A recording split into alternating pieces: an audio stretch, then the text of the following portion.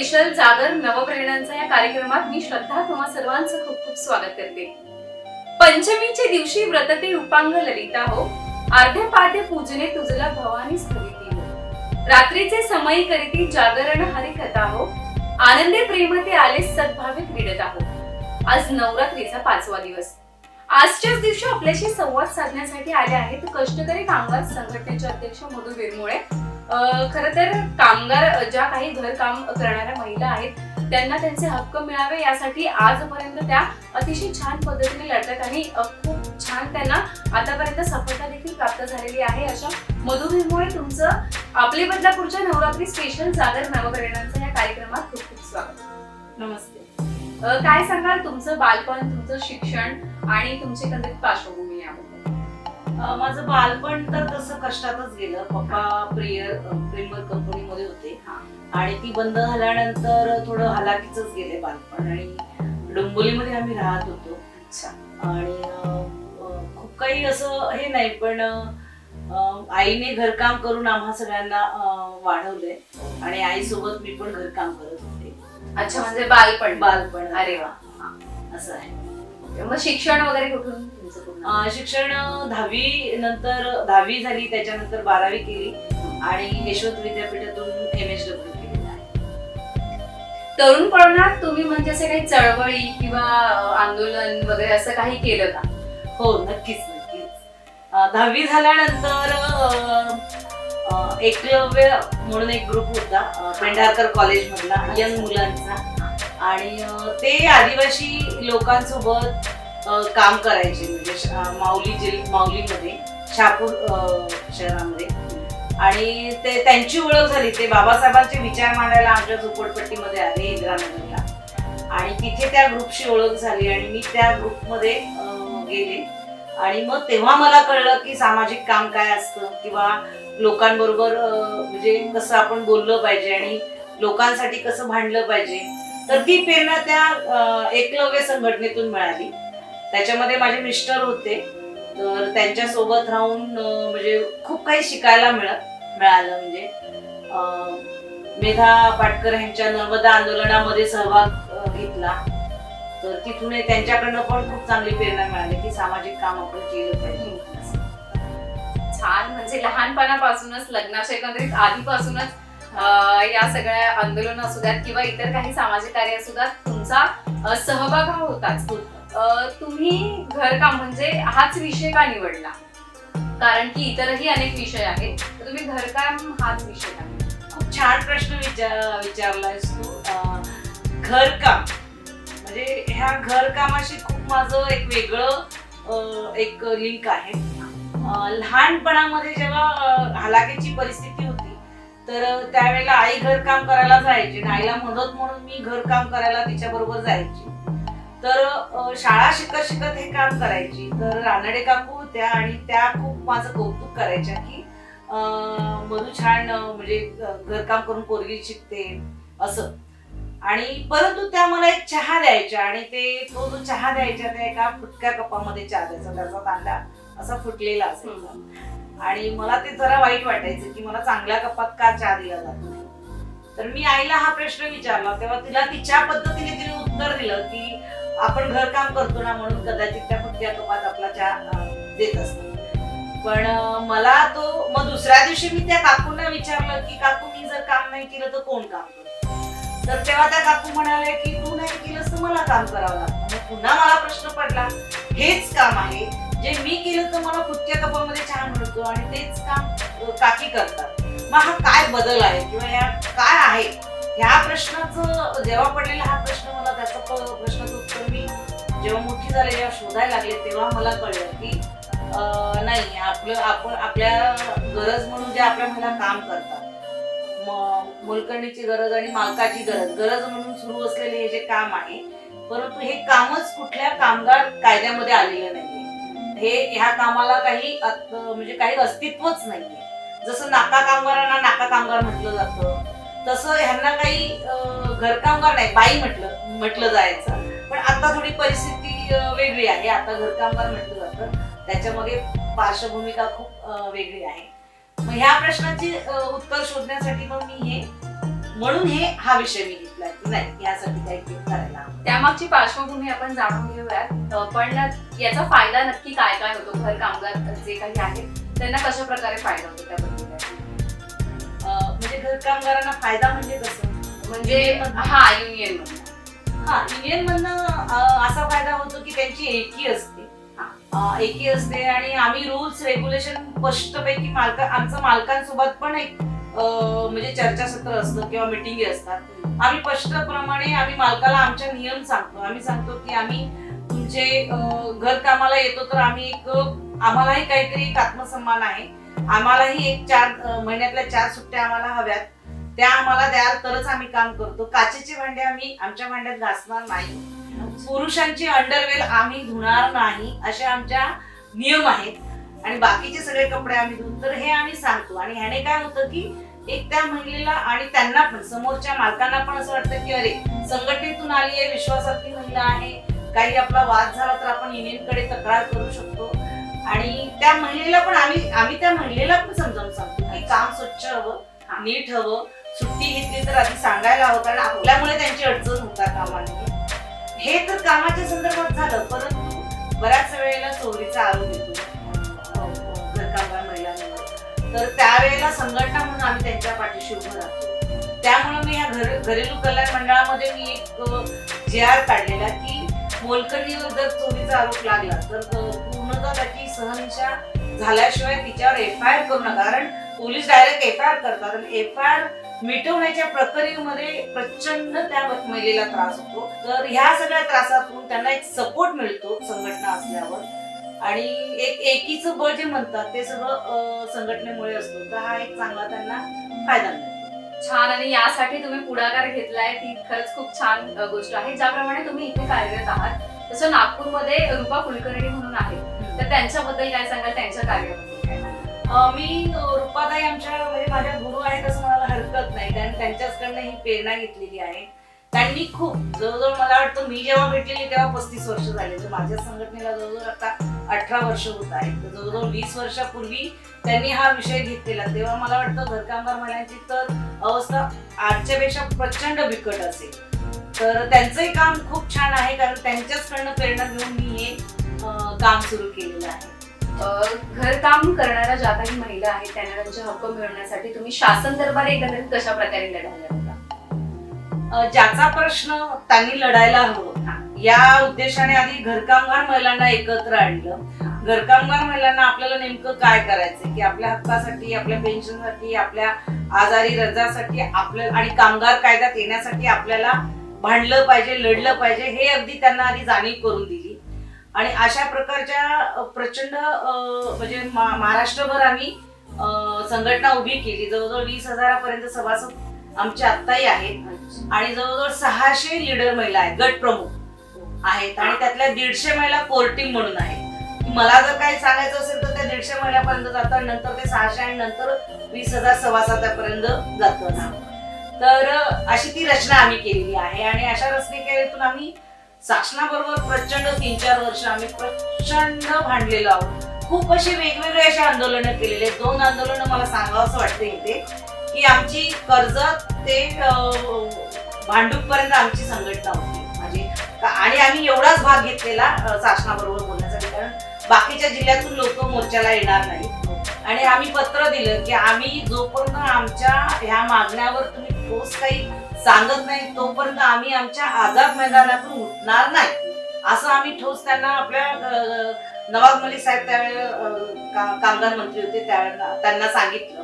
असं लेटर दिल्यानंतर त्यांना वाटलं 1 दिवसाचा मोर्चा असेल जातील, पण आम्ही नियोजन असं केलेलं होतं की 20 ते 28 मला वाटतं 20च तारीख होती, 20 ते 28 8 दिवसाचं नियोजन केलेलं होतं की प्रत्येक शहराला तारीख दिलेली होती. 20 तारीख ही डोंबिवलीची आहे, तर डोंबिवलीतल्या सगळ्या झाडून महिला आझाद मैदानावर येतील, त्या संध्याकाळी जातील.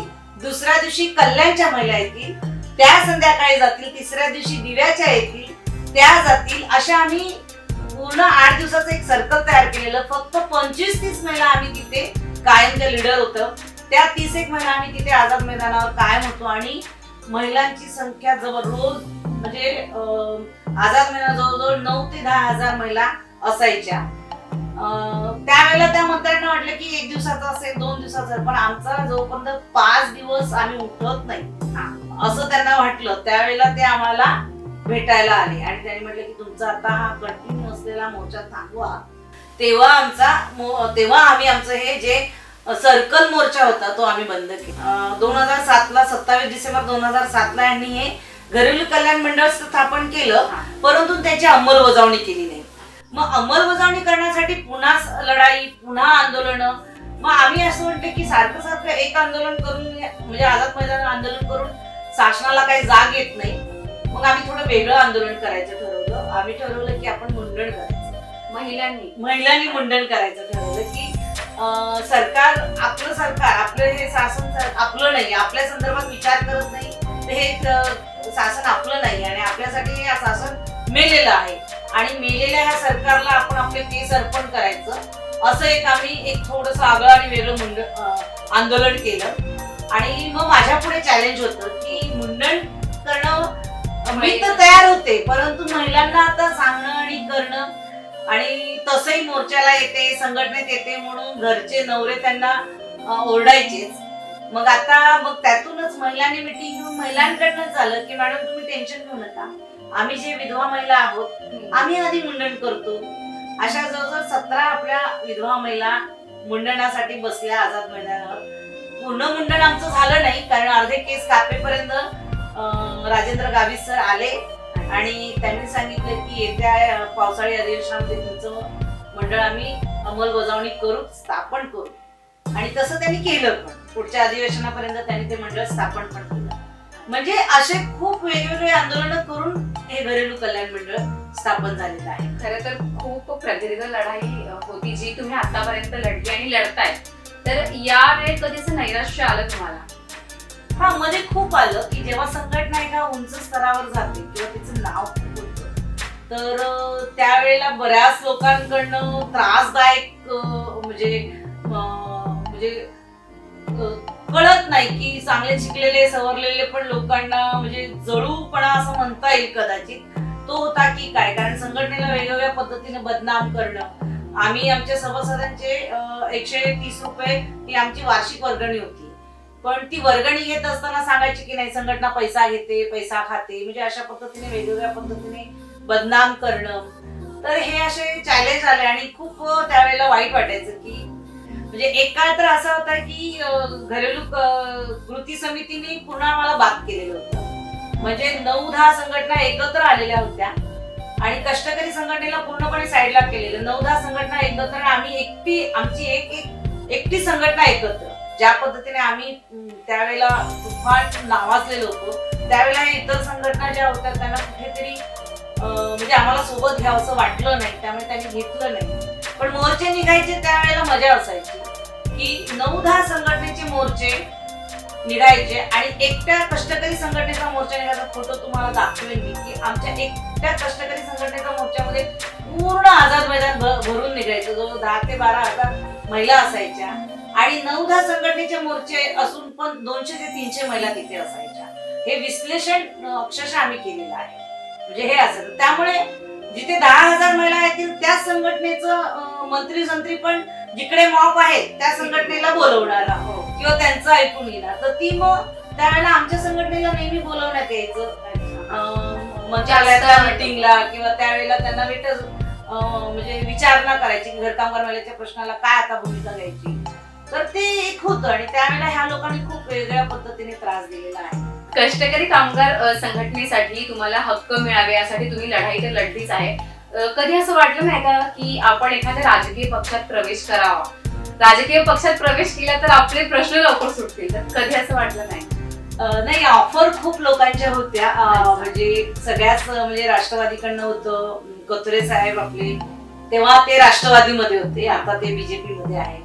तर सगळ्यांकडनं ऑफर होती, परंतु मला असं वाटायचं की मी जो लढा लढते किंवा जे माझे जे उद्देश आहे ते एखाद्या पक्षामध्ये येऊन सीमित नको व्हायला, म्हणजे त्या गोलमध्ये नको अडकायला. कारण माझी लढाई ही पूर्णपणे स्वतंत्र होती आणि जेव्हा आपण एकटे असतो किंवा आपल्या विचारधारेशी असतो तेव्हा आपण बिंदास नसतो. पण एक लेवल जर का लागलं कुठल्या पक्षाचं की मग भांडताना किंवा लढताना खूप अडचणी येतात. तर त्यामुळे मग मी ते पक्षात न जाण्याचा निर्णय घेतला. अरे वा. कष्टकरी घर कामगार संघटना ही जी आहे त्याचे आतापर्यंत ठीक आहे अनेक हक्क त्यांना मिळाले असतील, पण अजूनही कोणते असे काही हक्क आहेत का की त्यांना नाही मिळाले किंवा कोणते प्रश्न प्रलंबित असे आहेत का? नाही, हक्क आम्ही आता मिळवून घेतलेत, आम्हाला कायदेशीर नाही मिळालेला. त्यासाठी आमची लढाईच आहे. अजून आम्हाला पेन्शनची लढाई आमची बाकी आहे, किमान वेतनची लढाई बाकी आहे, म्हणजे सगळ्या गोष्टी तशाच बाकी आहेत. परंतु काय झालंय की संघटना आणि एवढ्या युद्धानंतर एक कामगार म्हणून आम्हाला आमची सरकारी दरबारी नोंद झालेली आहे आणि अजूनही आमची ह्या सगळ्या गोष्टीसाठी लढाई आहे की आम्हाला कामगार कायद्यामध्ये घ्या, आम्हाला पेन्शन चालू करा, आमच्या काही मागण्या आहेत त्या पूर्ण करा. ही लढाई अजूनही आहे. पण एकच झालं की आम्ही कुठेतरी अस्तित्वात नव्हतो, ते अस्तित्वात आलो. शासनाकडे आमची नोंद झाली, घरकामगार म्हणून आम्हाला एक कार्ड मिळालंय आणि आज आम्ही मालकाशी किंवा कोणाशी बोलताना पण हक्कानं कामगार म्हणतो आणि आमचा शब्द आम्ही तिथे ठेवतो. आमच्या काही नियम असतील तर आज ह्या सगळ्या महिला तिथे बोलू शकतात, एवढी त्यांच्यामध्ये आत्मविश्वास आलेला आहे. अरे वा, छान. आतापर्यंत लढाई लढताना अनेक लढाया तुम्ही लढल्यात, अनेक आंदोलनं देखील केली आहेत, तर तुम्हाला या संपूर्ण लढ्यामध्ये आंदोलनामध्ये कोणाची चांगली साथ मिळाली? नाही, माझ्या त्या लढ्यामध्ये पक्षाच्या प्रत्येक पक्षाच्या लोकांनी पण म्हणजे ते म्हणजे कुठल्याही पक्षाचे एमएलए असो, राजूभाऊ असोत किंवा साटम सर असोत की किसन कोथोरे साहेब असोत किंवा कपिल पाटील असोत, ह्या सगळ्यांनी खूप छान दिली. म्हणजे सुप्रियाताई असोत किंवा नीलमताई आपल्या, ह्यांनी म्हणजे ते शिवसेनेचे असतील किंवा ते राष्ट्रवादीचे कुणी असो, त्यांनी हे नाही बघितलं की आम्ही पक्षात होतो. आम्ही त्यांना म्हटलं की हा प्रश्न आहे, आमच्या घरकामगार महिलांचा प्रश्न आहे, ह्या प्रश्नाकडे तुम्ही बघा, पक्ष म्हणून किंवा हे म्हणून बघू नका. तर त्यावेळेला प्रत्येकाने आपापल्या पद्धतीने चांगली साथ दिली. कदाचित या चांगल्या साथीमुळेच हे बोर्ड किंवा हे झालेलं आहे. म्हणजे दिली, सगळ्यांनी चांगली साथ दिलेली आहे त्यावेळेला. खरं तर तुमचा मुद्दाच किंवा तुमचे जे काही प्रश्न होते ते साथ देण्यासारखे होते, म्हणून समोरच्यांनी साथ दिली असं म्हणायला काही हरकत नाहीये. तुमचं प्रेरणादायी व्यक्तिमत्व कोण आहे असं ज्यांना बघून तुम्हाला प्रेरणा मिळेल? प्रेरणादायी व्यक्तिमत्व फक्त माझे मिस्टर होते की म्हणजे मी त्यांना बघून खूप उत्साहाने म्हणजे हे करायची. ते खूप हुशार आणि खूप त्यांना स्त्रीचा खूप मान त्यांनी केलेला आहे. तर त्यांच्यामुळे आज जे काय मधू इथे बसली आहे ती फक्त त्यांच्यामुळे. त्याने स्त्रीला कसं जगावं हे मी त्यांच्याकडनं शिकलेले. खूप खूप खूप सुंदर विचाराचे ते होते. स्त्रियांना बघण्याचा त्यांचा दृष्टिकोन इतका सुंदर होता. स्त्रिया सावित्रीबाई सारख्या जगल्या पाहिजेत, त्यांच्या विचारासारख्या राहिल्या पाहिजेत असं त्यांचं म्हणणं होतं. आणि मुलीनं खूप पुढे झालं पाहिजे, खूप टॉपचं बनलं पाहिजे असं त्यांना वाटायचं आणि ते नेहमी स्त्रियांना सपोर्ट करायचे. तर माझ्यासाठी तेच होते. अरे वा, खूप छान. राजकीय क्षेत्रात तुम्हाला असं कोणती महिला नेतृत्व आवडतं? मायावती.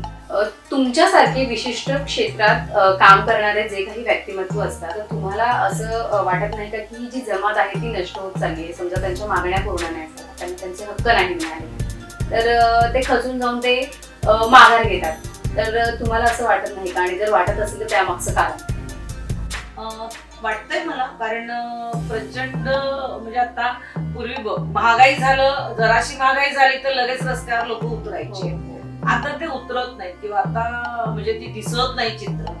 तर ही म्हणजे लढाऊ वृत्तीचे लोक किंवा लढाऊ संस्था संघटना सगळ्या अशा शांत बसल्यात. शांत का बसल्या याचं कारण शोधायचं असेल तर माझ्या दृष्टिकोनातून मी म्हणेल की आत्मविश्वास त्या लोकांचा कमी झालेला आहे लढण्याच्या.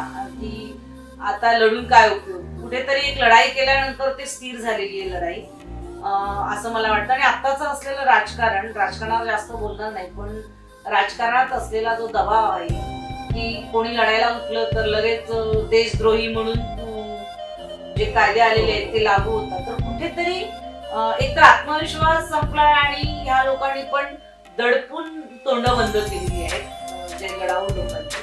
तर हे आहे, तू म्हणतेस ते बरोबर आहे की कुठेतरी हे सगळं थांबलेलं आहे. पण होईल, पुन्हा होईल. जे लढणार आहेत ते लढणारच आणि ते परत पुन्हा उठणारच आणि भांडणारच, ते होईल.